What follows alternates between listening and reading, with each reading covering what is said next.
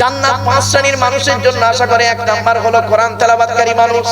আল্লাহ নবী বলেছেন, মান করাআল কুরআনা হরফান ফালাহু আশরু হাসানা। যে ব্যক্তি কোরআন থেকে একটা অক্ষর পড়বে, নামায় আমলনামায় 10টা আল্লাহ নেকি লিখে দেবে। সুবহানাল্লাহ।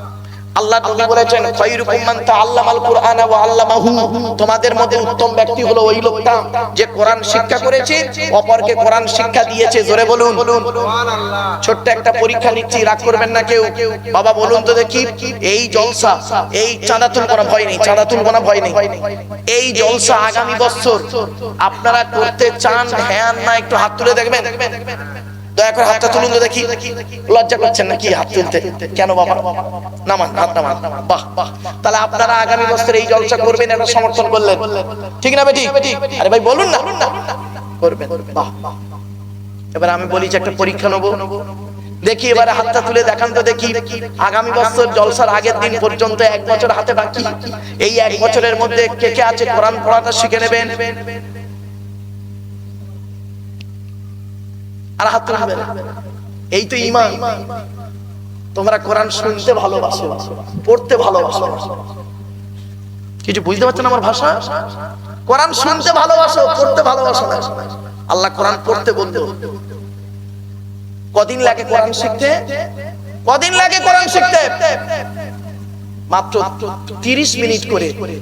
30 মিনিট করে প্রতিদিন ইমাম সাহেবের কাছে, আলেমদের কাছে বসে 30 মিনিট করে, বেশি নয়, 40 দিন বসবেন। 40 দিন শেখা হয়ে যাবে, শেখা হয়ে যাবে। আপনি তো কোরআনই পড়তে পারেন।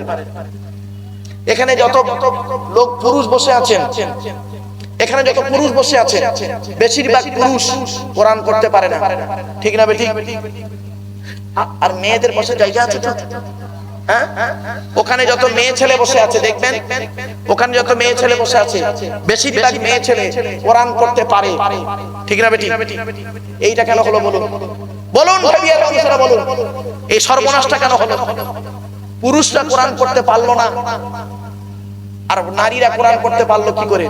কারণটা কি? সর্বনাশটা আপনারাই করেছেন। সেই সর্বনাশটা আপনাদের একটু তুলে ধরছি, শোনো। আপনারা যখন বিয়ের দেখাশোনা করেছিলেন, বিয়ের দেখাশোনা করতে গিয়ে কি সর্বনাশ করেছেন শুনে নিন। যারা যারা বিয়ের দেখাশোনায় গেছে, কিয়ামতের মাঠে আল্লাহ তাদের প্রত্যেকে ধরবে,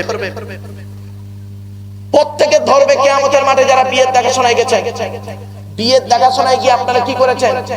মেয়েটিকে বলেছেন, তোমার নাম কি? তোমার বাপের নাম কি? তোমার মায়ের নাম কি? তুমি কোরআন পড়তে পারো?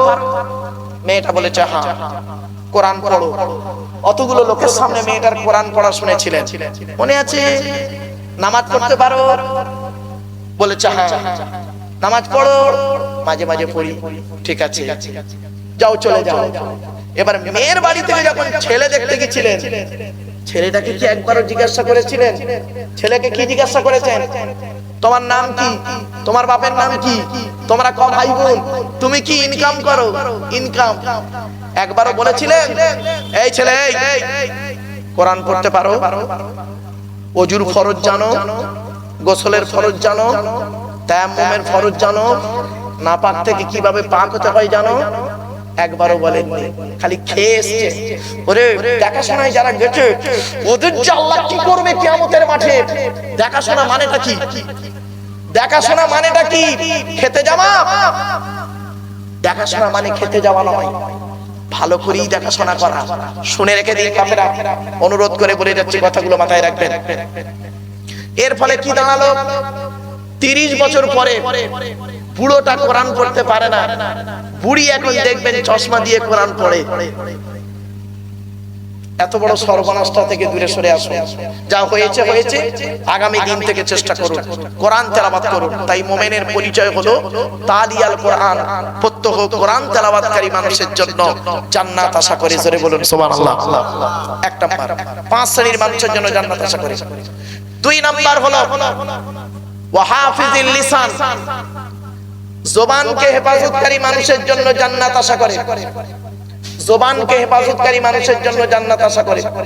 বক্তব্য শুরুতেই বলেছিলাম, হারাম খাবার খাওয়া থেকে জিভটাকে ঠিক করুন, বাজে ভাষা বলা থেকে জিভটাকে ঠিক করুন, পরনিন্দা পরচর্চা করা থেকে জিভটাকে ঠিক করুন। চলো 3 নাম্বার হলো খুব ইম্পর্টেন্ট, ওয়ামুতইমিল জিআন, ক্ষুধার্তকে খাদ্য দানকারী মানুষের জন্য জান্নাত আশা করে। গরিবকে খাওয়াতে পারেন না, বাপের নামে মায়ের নামে গরিবকে খাওয়াতে পারেন না, গরিবকে দান করতে পারেন না।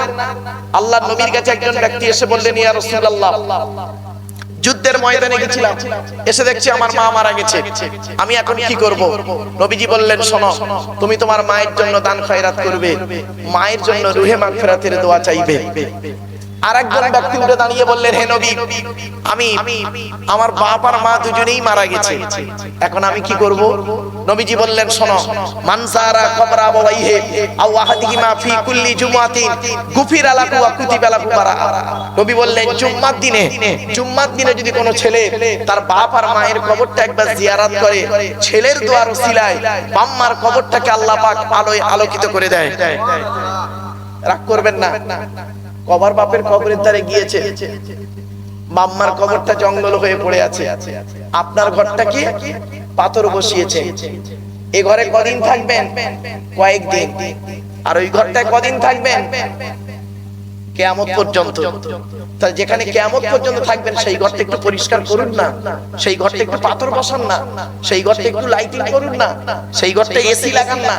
আমি ওই বস্তু পাথরের কথা বলিনি, বস্তু এসির কথা বলিনি। ভালো ভালো কাজগুলো করে যাও। মানুষের উপকার করতে না পারলে ক্ষতি করতে যাবেন না, ভালো কাজ করুন।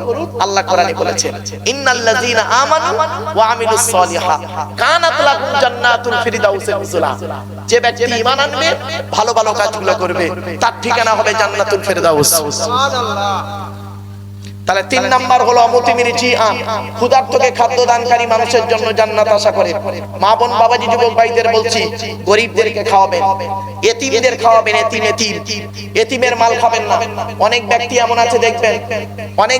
আছে দেখবেন, বাপ মারা গেছে, চাচা বেঁচে আছে, ছোট ছোট ভাইপোদের সম্পত্তি চাচা নিজের নামে রেকর্ড করে বসে আছে, উনি আবার হাজী সাহেব। ছি ছি ছি। আল্লাহর কোরআন বলছে, ইন্নাল্লাযীনা ইয়াকুলুনা আমওয়ালাল ইয়াতামা যুলমান ইন্নামা ইয়াকুলুনা ফি বুতুনিহিম নারা ওয়া সায়াসলাউনা সাঈরা। আল্লাহ পাক বলছেন, যারা এতিমের মাল খেয়ে নেয়, গরিবের মাল যারা খেয়ে নেয়, এতিমের মাল যারা খেয়ে নেয়, তারা তাদের পেটে নরকের আগুনগুলো ঢোকাতে শুরু করে। আমি আল্লাহ তাদের জন্য সাঈর নামক জাহান্নাম নির্ধারিত করে রেখে দিয়েছি। আমার বাপেরা, খবরদার এতিমের মাল খাবেন না, খবরদার খাবেন না। এতিমকে ভালোবাসুন, এতিমকে ভালোবাসুন। আল্লাহর নবী বলেছেন, আমি বলিনি, আল্লাহর নবী বলেছেন, শুনুন, মান আওয়া ইয়াতীমান ইলা তুআমিহি ওয়া শারাবিহি আওজাবাল্লাহু লাহুল জান্নাহ। আল্লাহর নবী বললেন, কোন ব্যক্তি যদি কোন এতিমের মাথায় হাত বুলায়, এতিমকে পানি পান করায়, এতিমকে খাবার খাওয়ায়, আওজাবাল্লাহু লাহুল জান্নাহ, আল্লাহ পাক তার জন্য জান্নাত ওয়াজিব করে দেয়। আপনি এতিমের সঙ্গে খারাপ আচরণ করলেন, আপনি একজন মুসলমান, এতিম বাচ্চার হক মেরে খেলেন, আপনাকে ছাড়া হবে না। No consider concession. চলো, 4 নাম্বার হলো জান্নাত আশা করে অমুকসিল উরিয়ান, বস্ত্রহীনকে বস্ত্র দানকারী মানুষের জন্য জান্নাত আশা করে। গরিবের বস্ত্র দেবেন, গরিবকে বস্ত্র দেবেন, বস্ত্রহীনকে বস্ত্র দানকারী মানুষের জন্য জান্নাত আশা করে। ছোট্ট একটা উদাহরণ দিচ্ছি, কিয়ামতের মাঠে 2 দিকের প্রশ্ন হবে। কদিকের? 2 দিকের প্রশ্ন হবে। শুনে নিন, খুব গুরুত্বপূর্ণ আলোচনা এটা। এই ওয়াজ শোনার লোকের অভাব, আওয়াজ শোনার লোকের অভাব নেই। 2 দিকের প্রশ্ন হবে কিয়ামতের মাঠে। মা বোনেরা ভালো করে শুনে নিন। 1 নাম্বার প্রশ্ন হবে আল্লাহর তরফ থেকে। আল্লাহর তরফ থেকে কি কি প্রশ্ন হবে শুনে নিন। আল্লাহ কিয়ামতের মাঠে আমাকে আপনাকে বলবে, নামাজ পড়েছিলিস, রোজা রেখেছিলিস, যাকাত দিয়েছিলিস, দান খয়রাত করেছিলিস? আমি আপনি কি বলবো? আল্লাহ, মাঝে মাঝে নামাজ পড়েছি, মাঝে মাঝে রোজা রেখেছি, শয়তানের পাল্লায় পড়ে ছেড়েও দিয়েছি। আপনি দয়ালু দয়াবান, আজকের মাফ করে দিন। আপনি যদি আজকের মাফ না করেন, আমার কোনো রাস্তা নেই। আল্লাহ সেদিন বলবেন আমাকে আপনাকে, তা নামাজ পড়লিনি কেন? নামাজটা কি কারণে পড়লিনি বলতো? তা আমরা সেদিন কি বলবো? আল্লাহ, এত কাজে ব্যস্ত ছিলাম, বউ বাচ্চার জন্য এত ব্যস্ত ছিলাম, ওদের পেটে অন্ন জোগানোর জন্য টাইম পাই। আল্লাহ বলবেন, তা আজকের দিনে তো সে বউ বাচ্চারা গেল কোথায়? আজকের দিনে বউ বাচ্চারা গেল কোথায়? ও বান্দা কি বলবে জানেন? আল্লাহ সব চিটিং বাজ,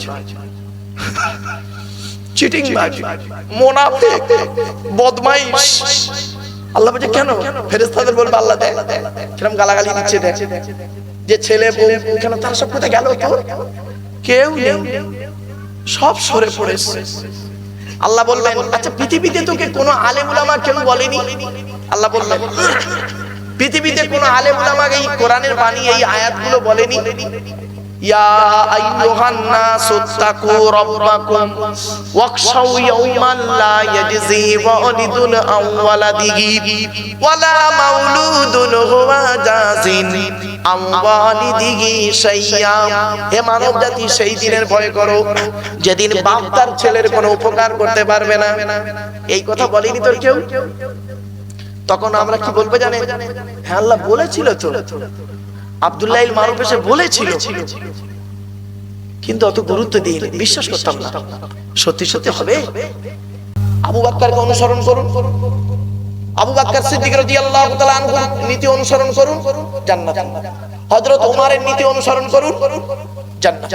হযরত উসমান গনির নীতি অনুসরণ করুন, জান্নাত। হযরত আলীকে ফলো করুন, জান্নাত। হযরত বেলালকে ফলো করুন, জান্নাত। আপনি হযরত আব্দুল্লাহ ইবনে মাসউদকে ফলো করুন, জান্নাত। হাসান বিন সাবিতকে অনুসরণ করুন, জান্নাত। আপনি তো অনুসরণই করেন। আপনি কি করেছেন? ধর্মের মধ্যে মারামারি লাগিয়ে দিলেন। কি মারামারি লাগিয়ে দিলেন?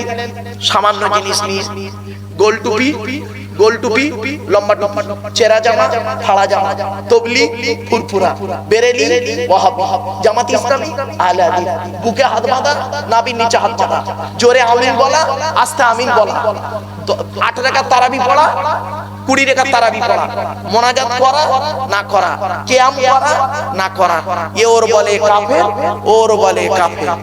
ঠিক না বেটি? খবরদার নয় বাবা। কবরে গেলে আপনাকে জিজ্ঞাসা করবে না তুই তবলিগ না ফুরফুরা না বেরেলি না জামাত ইসলামী না আহলে হাদিস। কবরের প্রশ্ন হবে তোর রব কে ছিল রে? তোর রব কে? তোর নবী কে? মানে হাজার রাজুল মা হাজার রাজুল, এই লোকটাকে চিনিস?